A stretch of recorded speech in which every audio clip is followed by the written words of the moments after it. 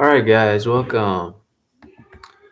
So this is going to be a video on what I call the hermeneutics of space.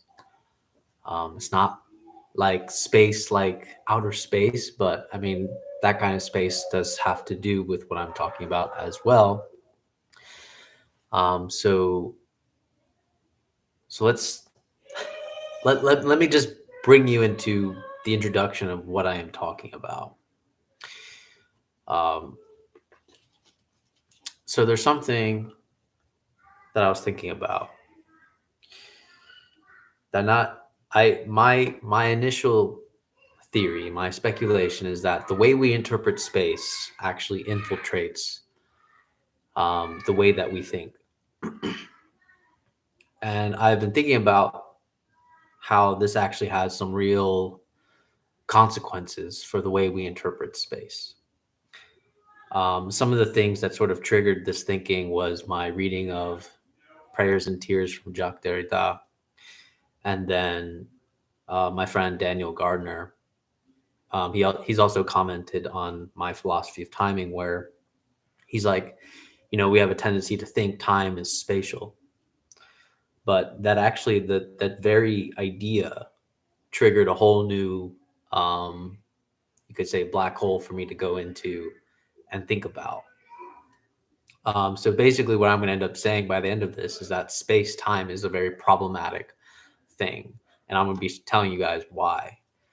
Um, so let's just start with this, right? We see a bottle. Um, the issue is, by being in the world, you have to orient yourself by being in the world. So there's a reason why we have a perceptual field, and there's a reason why there's depth, distance, proximity towards an object, and us being away from objects. But what we don't think about is that the way we interpret space when we look at an object, what is happening when we look at an object and we're also interpreting space at the same time. So it's not that we're just interpreting the object, it's that space allows us to interpret the object, basically.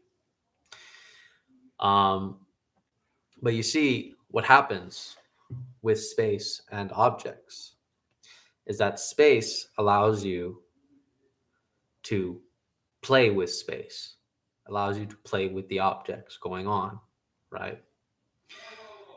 It, ironically, space allows you to think possibilities with an object. Space allows you to think structure with an object. Space also allows you to think where the object begins and where the object ends, right? Where does the next object begin that is not the bottle? What is problematic about or having a type of hermeneutics of space is that thinking has a tendency to abstract these things. What does thinking do? Thinking starts doing this, that there's a beginning and there's an end.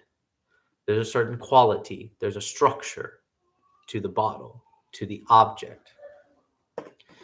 Once we start taking that up, our thinking starts doing the same thing. We start thinking structures, we start creating systems. Um, we start noticing that there's a kind of sequence um, that space itself allows us to see. Um, Space also allows us to have some type of predictive ability, right? So, for example, if I drop a ball, and let's just say we didn't know anything about gravity, right? If I drop a ball, it's going to hit the ground, right? So, what happens is that with space, with us playing with space, we start building this kind of red herring against ourselves. What does that mean? We start getting the illusion of certainty and sovereignty. Um, It's funny because the illusion of sovereignty is actually very fascinating. Because if you study about history, right, what was the like some of the objects of like what showed that you have power? Typically, what showed that you had power was the occupation of space, the occupation of land. How much land you occupied was how much power you have. And also the very fact that we refer to people with power as people that are higher, that are above. Um, and I think even like in Persian history, like pre-Islamic times, the Persian kings used to wear huge crowns, like just ginormous crowns that they had to chain on their own. The crowns themselves were so heavy that they had to chain them. Um, so again, this is another idea that space itself, the way we interpret space, also gives us the illusion of sovereignty. That people are lower. In order to give the people that and the impression that they're lower, you have to show that you're higher. Whether it be symbolically in some way, having a huge crown, or actually literally occupying massive amounts of land, um, and having the biggest house on the block, right? But so even though we start doing this over the course of time and over the course of history, we sort of abstracted this right now in a sense where, you know, people might not literally be, this is an absolute breaking my order of the same. Yeah. Yeah, this is the Deridian point a little bit. um, but because the way we interpret space, and we start noticing sequences, order, you're good. We start like time we've associated in ancient times with the sun moving as an object in space with time. And that's the problematic thing I have with the notion space time, because the very idea that we've done this shows that really what we understand of time is strictly spatial. It's only space.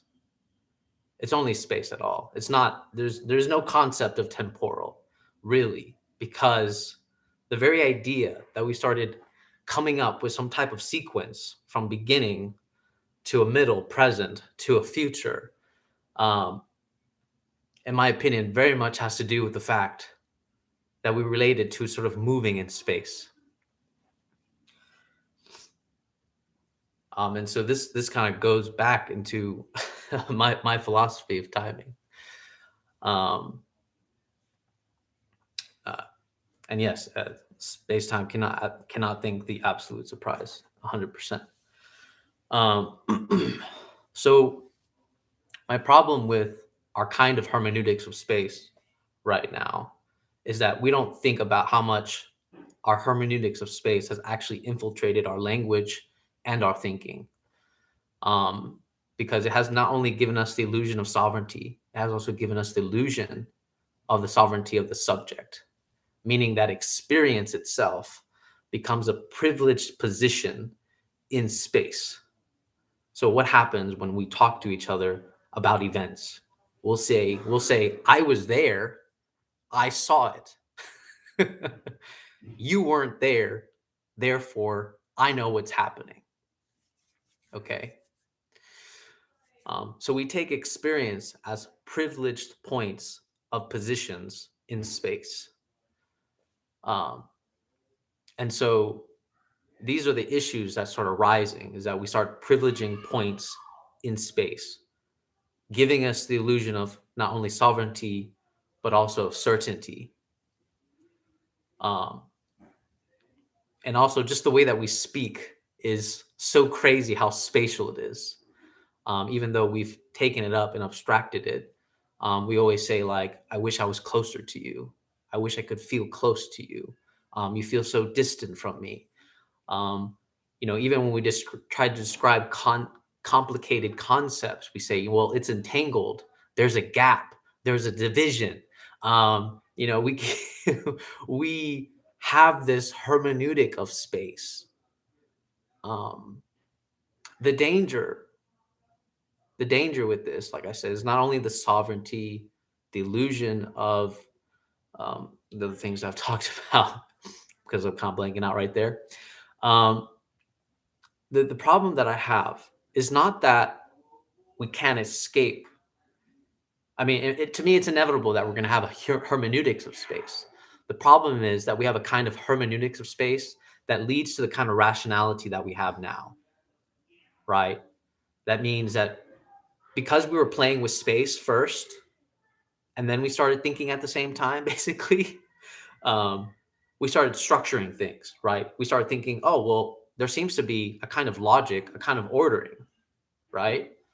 And so it means that the consequences of this is that we start thinking that rationality can have the same structure, the same logic, the same sequence. We start doing this mimetic thing with the way we interpret space, with the way we think and the way we talk. So the proposal that I'm trying to push out here is that there's another way to think about there's another way to have and interpret space. There's another way, um, and that other way simply is the fact, and the danger is that we've simply stopped playing with space. um, and I think I'm going to bring up the Nietzschean child here a little bit, because actually there's an element of forgetfulness within space. It means that when I pan around, I shift my view away from the bottle. It gets out of sight. That's a kind of elemental within space that allows for forgetfulness. But what's funny about this is that it also allows for the absolute surprise. But what's crazy about that is that in order to have an absolute surprise, like Cadell has been saying, is that actually we need to go, and Daniel Garner and I have talked about this at some length, is that we need to have a kind of forgetfulness.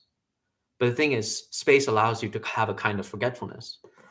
What makes a child dangerous, like an actual physical child? What makes a child dangerous? What makes a child dangerous is the fact that he has a lack of spatial awareness completely for himself. This makes a child risky. Like a child, it's risky to have a child because he has a complete lack of spatial awareness. And because of this complete lack of spatial awareness, it allows for an absolute surprise. And the occasional moments that we have absolute surprises, exactly, where am I? Um, for example, Derrida and Caputo like talking about the desert. We need to remember again that we're always in a desert, and that when we try to enact this lack of spatial awareness, we're always going back to the same thing. Where am I? What do I do? There's a sort of undecidability that we have to take. But the thing is, the first step that we take, we're already paving the way.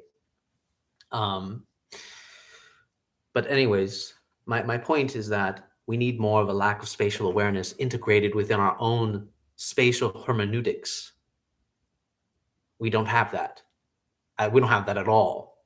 So it seems that we're missing an element of the way that we're interpreting space. Because not only can we have lack of spatial awareness, but because of our lack of spatial awareness, we can also look at the object differently the moment we re-encounter it. So it's the very fact that you can take this bottle, have it put away out of your perceptual vision, then wait a little bit, then look at it again, and you start to notice something else. You start to understand something else.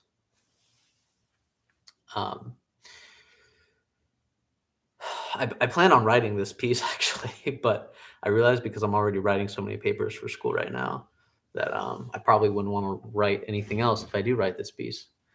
So I'm just trying to pass school right now. So I figured I'd just talk about this. But yeah, a lot of the way we interpret space is infiltrated in our language and our thinking, just to kind of summarize. Hi, Sam. And we tend to we've stopped playing with space. Basically, that's the whole point of this video. We stopped playing with space. We've basically said, I understand everything about the way objects moves, about possibilities. Even the very fact that we think about possibilities is deeply related to the way we interpret space. Um, it got incredibly impressive things. Um, and so I think that's it. I think that's it for that. I've been trying to think of other things for this, but I'm pretty sure when I start writing, it would evolve into a lot of other things. But yeah, hi Sam.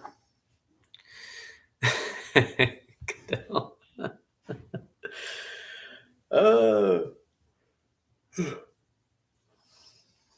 so the Nietzschean child, I would argue, is the one that practiced more of a lack of spatial awareness.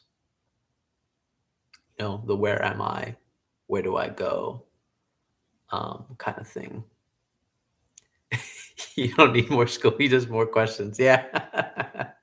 uh, yeah, I know. I know.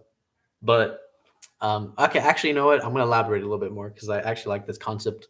The concept of beauty was actually very fascinating for me because actually the way we look at attractiveness has a lot to do with space. The very fact that we right now in our culture we prefer women with like more curves, right? A bigger butt, bigger breasts, whatever, right? So it's this occupation with more space has very much to do with beauty. Um, Fuller lips, um, even the idea that we kind of obsess over. I don't know if you guys heard about this, right? Like the idea that if you have a more symmetrical face, you're more attractive.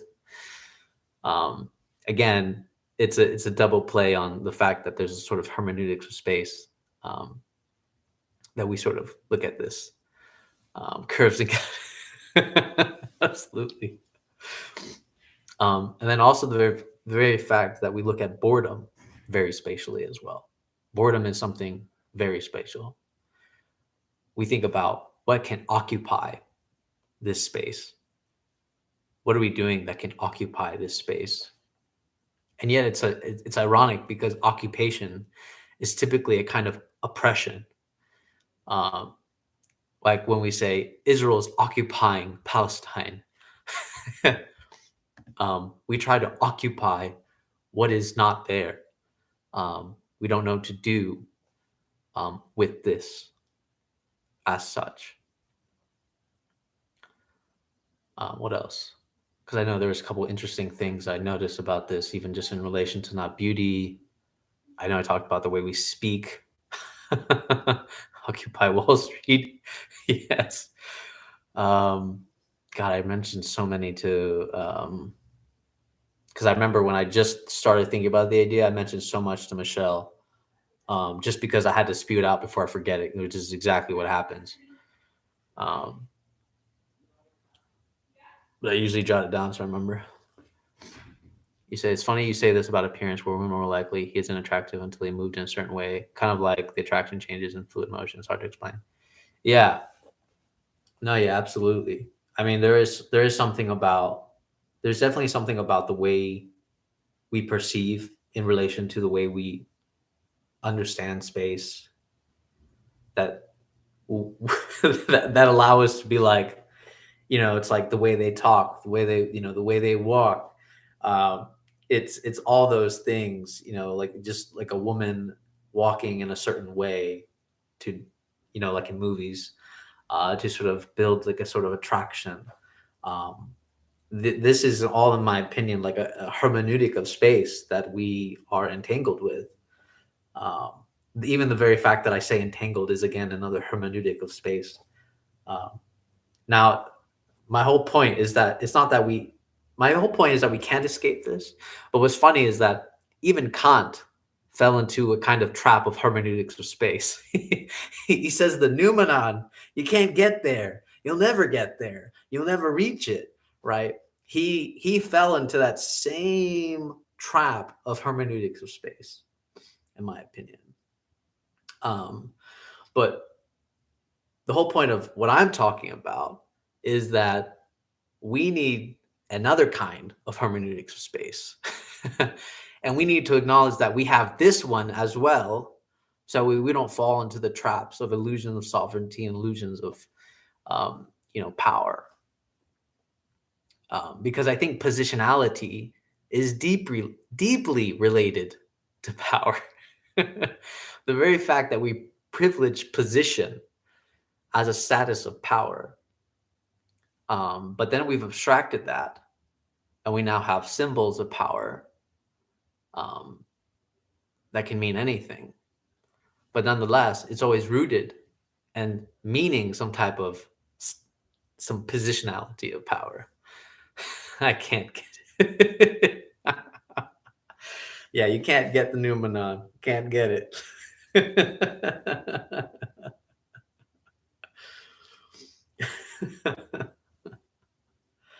um, but I don't know. There's been some interesting things I've been reading about concerning even uh, what is it? Because opposition, like even our notion of opposition, is very spatial.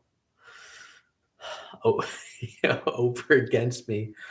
Um, which now I think that when I look back at Nishida, it was Nishida that talks about the place, the no place. Um, he literally falls into the same like trap. He's like, oh, there must be a place like more abstractly place, similar to our physical space. Um, and he falls into again another hermeneutics of space, which he calls like the place of absolute nothingness. But in my opinion, he falls into the same thing. He falls into the same thing. That there's a sort of hermeneutics of space going on, even when he's talking about what he's saying. Which I mean, I'm still trying to think through like exactly, how wrong he would be because I didn't consider. But he definitely is having a kind of hermeneutics of space that's going on, which, in my opinion, is sort of inevitable. But that's another thing. But yeah, I think that's the main point. Sort of incorporating a lack of spatial awareness for the absolute surprise. So it needs to even be said in our own speaking. And how do we incorporate that in our own speaking and telling about when we talk about things? Because we're always sort of having a background of hermeneutics of space, which is something that I am trying to think through currently about what that exactly means. But yeah, I think space time is completely problematic in this case, because it's what we understand of time, at least in the scientific world, conceptually, is just related to movement, and like it's just a way of like localizing where you should be. Like, hey, I'm gonna be here at 3 p.m. Okay, I'll meet you there. Like it's very it's very spatial. There's nothing like about that isn't spatial. Um, it's deeply spatial in this case. Um, and then the crazy part is we've abstracted even the movement of looking at the sun in relation to time. Um, and then we've taken just our digital clocks as that. We just sort of corresponded it to the movement of the sun. Um, Time is trapped as a 9 to 5 jobs. Yeah, literally it has localized you. It says you will be here for this amount of time. But really, I think that's just another way of just specifying how long you endure in an area. Like in my opinion, it says nothing about time. Absolutely nothing about time. Um, which is some of the stuff that I've been working on with timing and everything. Because there is something. I think time. Well, I think timing is deeply related to events. Kant has trapped us in his space-time ideality because he convinced us that we are not always already the thing in itself. Mm. Yeah. Yeah, I definitely agree. We're definitely in some type of Kantian like box right now.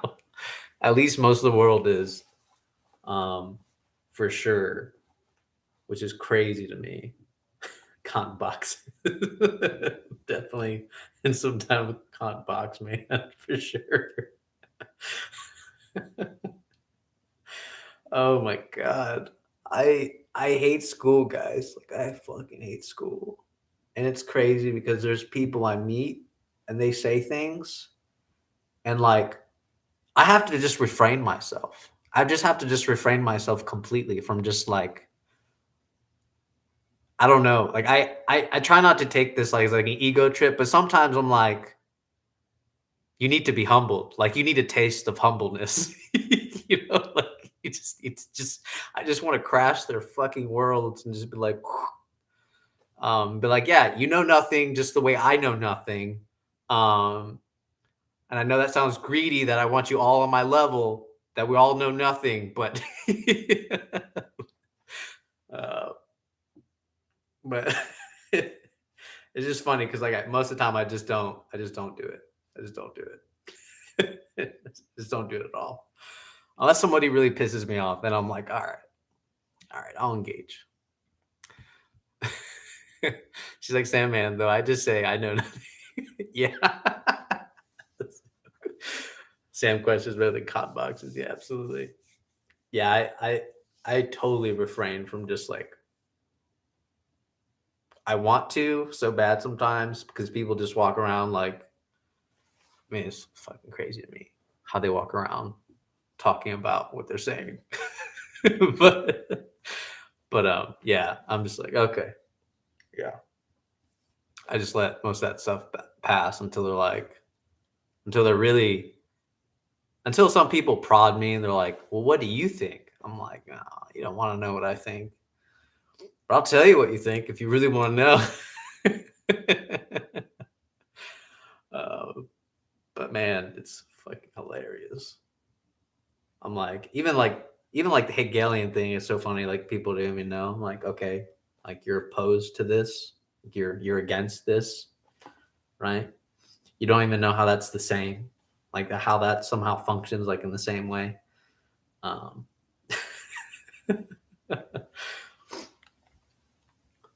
but questions get us moving. Yeah, absolutely. I mean, I throw away my ideas like all the time. Like I can guarantee you, 5 years from now, psh, whatever I said previously, I'll be like, yeah, that was trash. I'm like, that was straight up trash, like just straight up garbage. That was philosophizing. But in my opinion, and this is what I think. I think people should engage in trying to create philosophical systems, not to really believe they're philosophical systems, but just to do like the sandcastle thing, right? You fucking build it, and then you just. And that's my problem with the spatial hermeneutics is that we've taken everything we do literally so seriously. And what's the point of a joke? The point of a joke is that things get really intense, right? Like the climax, like, oh snap. And then you hit the punchline and you make everybody laugh.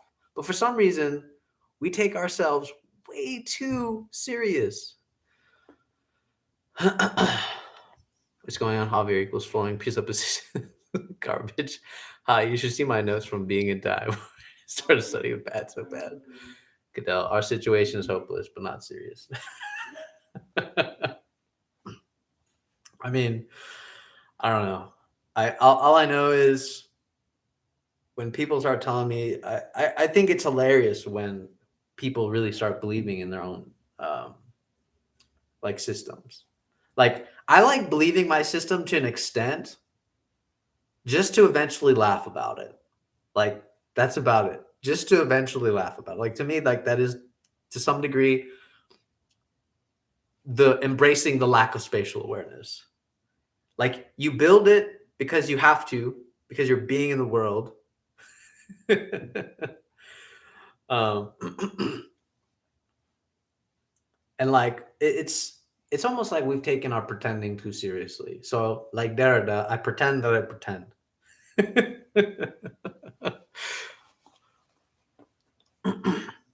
Belief functions even if we don't believe in it.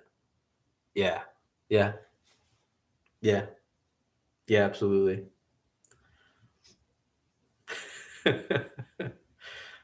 There's actually a really funny quote from Derrida where he says they asked him if he believed in God, and he goes in a very funny way. He goes, "I believe that I believe," and it's funny because saying that shit like in public with your friends is shit you would get trolled for. you just get like you just get like made fun of for that shit. You'd be like, I believe that I believe. um, I recently talked to this is another side note. I recently talked to Alex Ebert, on the net about this. Technically, Derrida's correct. I mean, I know that's the funny part, but it's funny because it's also like very laughable in like our sort of like society right now, like because people want like a sort of definiteness to his position, and he's like, well, I mean, I believe that I believe. It's like I'm certain of my belief in this, but I'm not, to give it some designation about that. I cannot say. Um, but recently I've been thinking of like a very like trolly type of like way of like putting on the mask, like as Ebert calls it. And so the next time that somebody says like, "Are you a Christian?" I'll just say like, "I am," without actually designating myself. I'll just say like, "I am." And then someone says, are you are you an atheist?" Like, "I am." And I would just take up anything in this word, "I am." Anything as such. Um, but I also think, as Zebra was saying, like you just need to just let people put on masks. Let people put masks on you, like whatever. Um, and I think a lot of the embodiment of that is just like I am. Which is, in my opinion, actually, I think that's a very hard exercise to do. Because recently I encountered an issue where I was getting blamed for something that I didn't do, and my immediate instinct was like, no, I didn't do that. Um, but because it wasn't like a super crazy thing, like I'm being like uh, sent to jail or something, which I might have to think about that. But like, oh, it's a philosophical experiment. I'm just gonna accept whatever accusal and just be put in jail. I was like, I don't know if that's the philosophical experiment I want to play with. Because I think that would be the most like extreme version of like I'm going to take everything of that. But anyways, yeah, I got accused of something, and my immediate instinct was like, no, it's not me. But instead, I said, because I was like, all right, let me practice this. Let me just practice whatever mask people put me in. I just kind of said, I was like, yeah, yeah, I'm sorry about that. Yeah. I just, and it was like the hardest thing. It was like the hardest thing to just like take, because you like every fiber of my body wanted to be like, nah, man, it was this person. But just to not protect whatever ego I was having about that, I just allowed, to like just take it, and it was killing me that that was the perception. I was like, yeah, fuck.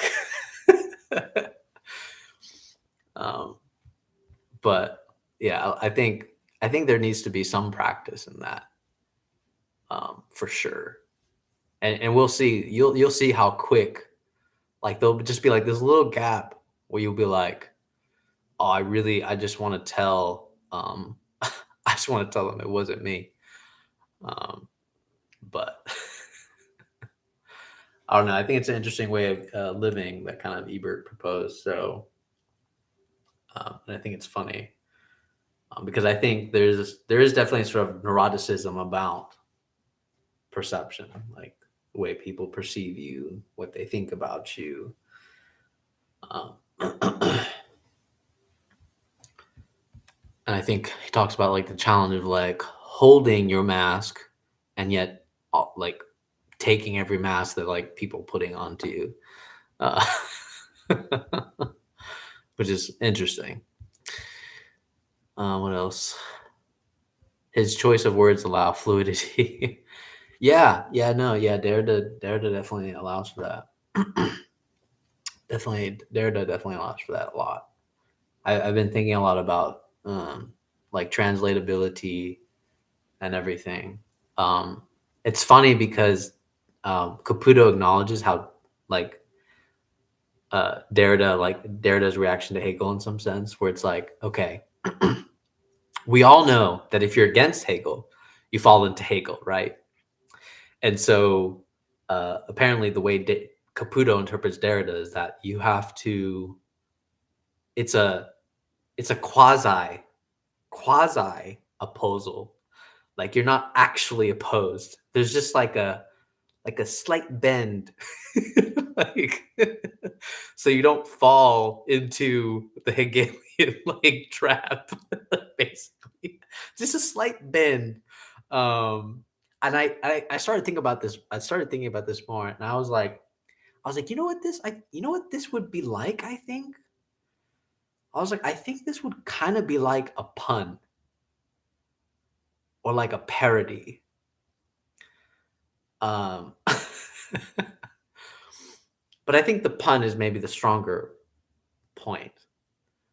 Um, where you're like playing with words and like saying the same thing, but like in reference to like something else, which I think is interesting. I think it's interesting, like that kind of play, like the aspect of like the pun, like a very corny pun or something. It's like when people say like, "Oh,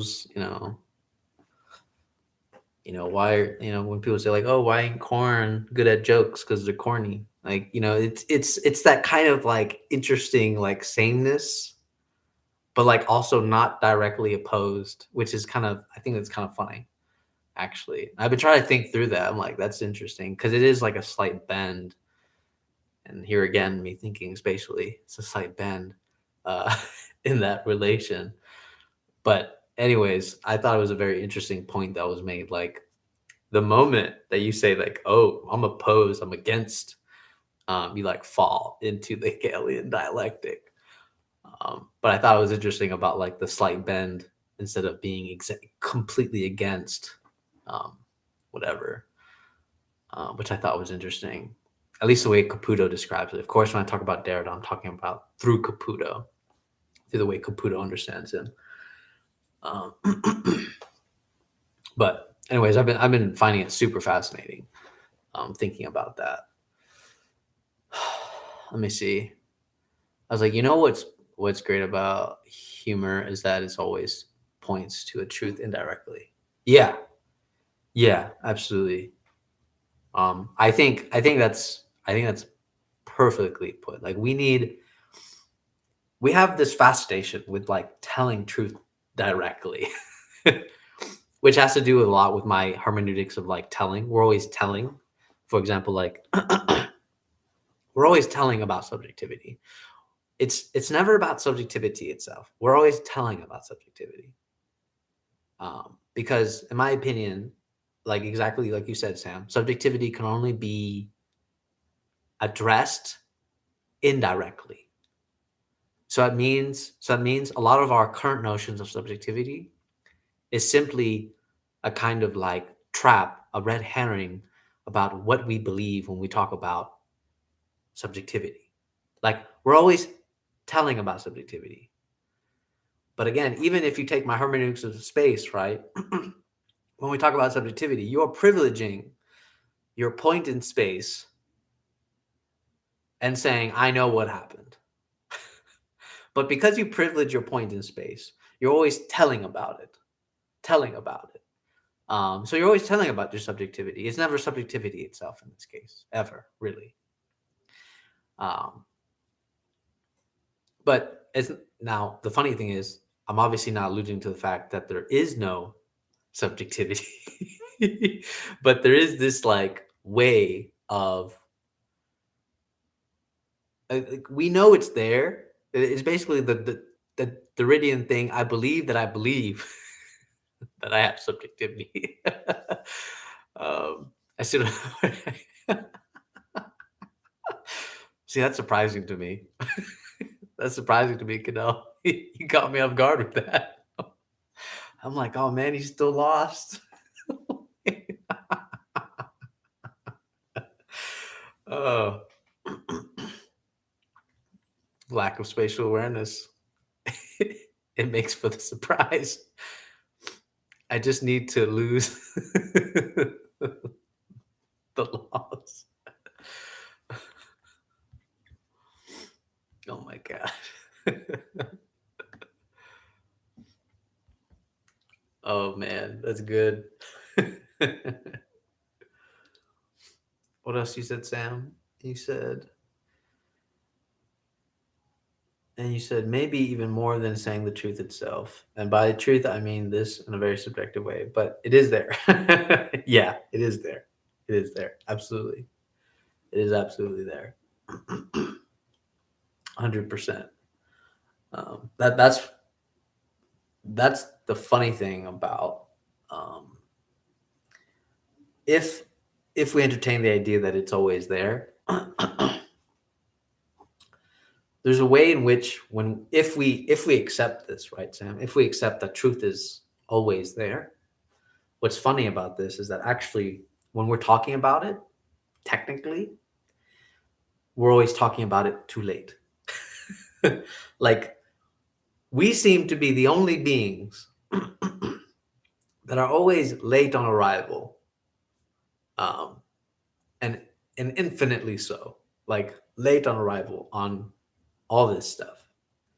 Why? Because it's technically always been there. It's always been there, and yet we fool ourselves as if we have known, as if we have known always. Um, but then we find something else, and we find something else, and find something else, and we're always late. We're always late on it. Let me see. People don't say the truth, they move through its everydayness, and we don't see that it's there until we step out of the mode to observe it. Yeah, yeah, absolutely. There is a kind of movement that goes on in the everydayness. It's funny because actually a lot of what happens every day is that we're just telling. There's sort of like a passion for telling. Um, I tell you about my day. I tell you what time we should see each other. I tell you what I'm doing today. I tell you that I'm working. I tell you that we're going here and we're going there. A lot of our day consists in telling. I tell you about what's happening in the political realm, even though it's most likely I don't have no idea.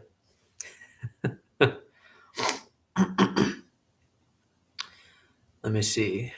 Cadell. We're used to the real, the truth we repress. Hence why we need to approach it indirectly, jokes, etc. Yeah. It's funny because in my religious studies, just to kind of bring in my religious studies class, we've been reading a manga called Saint Young Man. Probably for some people, it's probably the most sacrilegious thing you could read. Probably, maybe. But it's literally about Jesus and Buddha as foreigners in a modern day Japan, where you just encounter everyday events, but just with Buddha and Jesus going to like the movies or like going to the grocery store or like, stuff like that. And it's funny because I generally enjoy it because it's filled with puns about Buddha and Jesus. Just to kind of give you an example, there was a situation in the manga where Jesus was mistaken for a gangster, and uh, he was in jail, and they said, "All right, here's your phone call." And so Jesus ends up calling heaven, and it was Peter that answers. But as you know about the story between Jesus and Peter, Peter denies Jesus 3 times. So Peter denies Jesus at the jail. And Jesus is like, he's like, no. He's like, he just does that. He always does that. He's always got to do that 3 times. Like don't believe him, basically. Um, and it's fucking hilarious. And it's funny because then the cop was like, all right, I need to see your ID. And then Jesus is like, I don't have an ID, but you can feel my hands, like you feel the holes in my hands because doubting Thomas believed me when I said it, you know.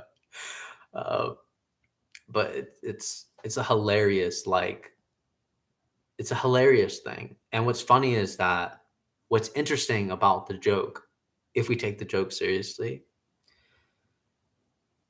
is that in many ways we're also still waiting for the joke, because we assume when we read the Bible, the Quran, it's as if those events are like the escalation of the punchline that is waiting to come. Like the punchline is waiting to come. And I think when you have like religious sort of puns and hilariousness that sort of extend like what happens after, like Jesus and Buddha together in Japan after they've, been enlightened and got resurrected and all that other stuff. What's interesting is that we never even start entertaining like what happens after this, and it just becomes hilarious. Like it's something that's just crazy how funny it is, and how there needs to be like a process of just like you climb to seriousness and then you just laugh about it. Like you like laugh about why you took it so seriously in some sense. Um, let me see. Cadell says, hence we need to approach it indirectly jokes. The everyday life of Jesus and neoliberal capitalism. I like it. Yeah, that'd actually be really interesting. I would definitely read a manga about that. Where Jesus starts talking to people and someone says, no, you misgendered me. It's they, which totally happened to me recently. And I had to refrain from every bone in my body to not drop some philosophical shit. But I refrained. I refrained because I'm like, okay, I'm a human being. I understand, I guess. This is why the element of self-forgetfulness is so important. It's so freaking important, because if you obsess over your identity, you become a freaking self-relating negativity. And I cannot stress that enough. So that's crazy, dude. Let me see. It would be genius to rewrite the whole book like this as a joke. Yeah, I actually agree, even though I'm pretty sure I would get murdered. So maybe it won't be me that writes. The tweet of God is literally the truth. I'll have to look at that, Goodell. Let me see, Sam. Well, this might be why Jesus spoke in parables. He was like, if I tell them directly, they're not going to get it. He even told his disciples, you still don't get it. That's actually a really good point in relation to a joke. Like, you're not going to get it because we're so dumb. We can't even get the joke. We have to actually get the joke explained to us, and then it's not even funny anymore. You said you got to jump over to my channel real quick. My Young Worth of video is premiering. I'll be back if you're still here. Yeah, no, yeah. I mean, I'm just bullshitting at this point. But anyways, thanks, Goodell. Thanks for being here, talking to you. It's always good talking to you. And thanks, Sam, as well. But all right, this is it.